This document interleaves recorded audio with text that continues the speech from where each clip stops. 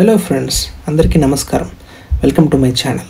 ఈ ఛానల్లో సైన్స్ గురించి కొత్త కాన్సెప్ట్స్ని, ఇన్సైట్స్ని ఈజీగా చెప్పడానికి ట్రై చేస్తాను.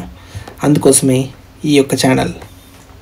Today's topic is something that's literally pulling us down every second, which is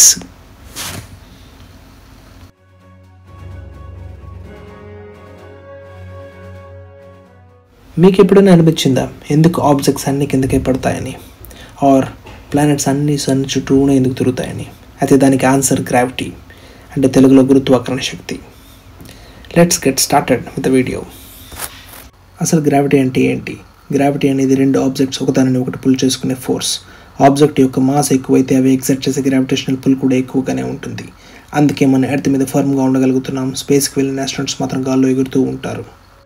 కాకపోతే హీరో ఆఫ్ ద గ్రావిటీ గురించి మనం మాట్లాడుకోవాల్సిందే. ఆయనే మన సర్ ఐజాక్ న్యూటన్. అందరూ పార్క్కి వెళ్ళి ఆడుకుంటుంటే ఈయన మాత్రం ఒక మూల కూర్చొని ఆలోచిస్తూ ఉంటాడు. అలా ఒకరోజు యాపిల్ చెట్టు మీద నుంచి యాపిల్ ఆయన తల మీద పడింది. అప్పుడు ఆయనకి యాపిల్ ఎందుకు పైకి వెళ్ళలేదని ఒక డౌట్ వచ్చింది. ఆ రోజు ఆయన విశ్వంలోని అతి ముఖ్యమైన గ్రావిటీని కనుగొన్నాడు. అసలు గ్రావిటేషనల్ ఫోర్స్ అంటే ఏంటి? న్యూటన్ ప్రకారం విశ్వంలోని ప్రతి వస్తువు మరొక వస్తువుని కొంత ఫోర్స్ అట్రాక్ట్ చేస్తుంది. కానీ ఆ ఫోర్స్ అనేది వస్తువుల యొక్క మాస్ పైన ఆధారపడి ఉంటుంది. సింపుల్ టర్మ్స్లో ఆబ్జెక్ట్ అనేది ఎంత బరువునేదైతే అంత ఎక్కువ గ్రావిటేషనల్ ఫోర్స్ ఉంటుంది. ఒక చిన్న ఎగ్జాంపుల్లో చెప్పాలనుకుంటే మన ఎర్త్ని, మూన్ని తీసుకుందాం. వీటి మధ్యన ఎంత గ్రావిటేషనల్ ఫోర్స్ ఉంటుంది అని చెప్పాలనుకుంటే మనం ఈ విధంగా చెప్పుకోవచ్చు. ఫర్ ఎగ్జాంపుల్, ఎర్త్ యొక్క మాస్ m1 అనుకుంటే, మూన్ యొక్క మాస్ m2 అనుకుంటే, వాటి మధ్య దూరం r అనుకుంటే, ఇప్పుడు ఫోర్స్ ఈక్వల్స్ టు Gm1m2/r². అంటే ఎంత మాస్ ఎక్కువైతే అంత ఫోర్స్ ఎక్కువ ఉంటుంది, ఎంత దూరం ఎక్కువైతే అంత ఫోర్స్ తక్కువ ఉంటుంది. ఇకపోతే ఇదే కాన్సెప్ట్ని మరో విధంగా చెప్పాడు మన ఐన్స్టైన్.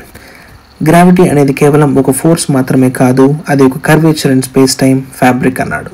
ఇక్కడ మనం స్పేస్ టైం గురించి మాట్లాడుకోవాలి. స్పేస్ అనేది శూన్యం మాత్రమే కాదు, అది విజువలైజేషన్ కోసం చెప్పాలంటే ఒక ఫ్యాబ్రిక్ లాంటిది. దానిపైన ఏదైనా ఆబ్జెక్ట్ ఉంటే దాని మాస్ బట్టి ఈ ఫ్యాబ్రిక్ని బెండ్ చేస్తుంది. ఇలా బెండ్ చేయడం వల్లనే మనకి ఆ పుల్ ఎఫెక్ట్ అనేది ఏర్పడుతుంది. ఆబ్జెక్ట్ అనేది ఎంత మాస్ కలిగి ఉంటే అంత బెండ్ అవుతుంది. ఇదే పుల్ ఫోర్స్ వల్లనే మనకి సముద్రంలో వేవ్స్ అనేవి ఫామ్ అవుతాయి. అండ్ ఇదే స్పేస్ టైం ఫ్యాబ్రిక్ని బెండ్ చేయడం వల్లనే మనకి బ్లాక్ హోల్స్ అనేవి కూడా ఫామ్ అవుతాయి. బ్లాక్ హోల్స్ గురించి మనం ఇంకొక వీడియోలో మాట్లాడుకుందాం.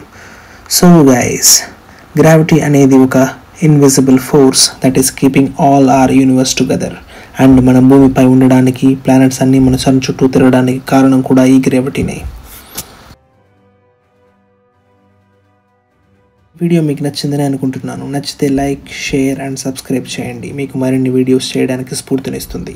క్వశ్చన్స్ ఉంటే కమెంట్ సెక్షన్లో తెలియజేయండి. See you in the next video. Bye.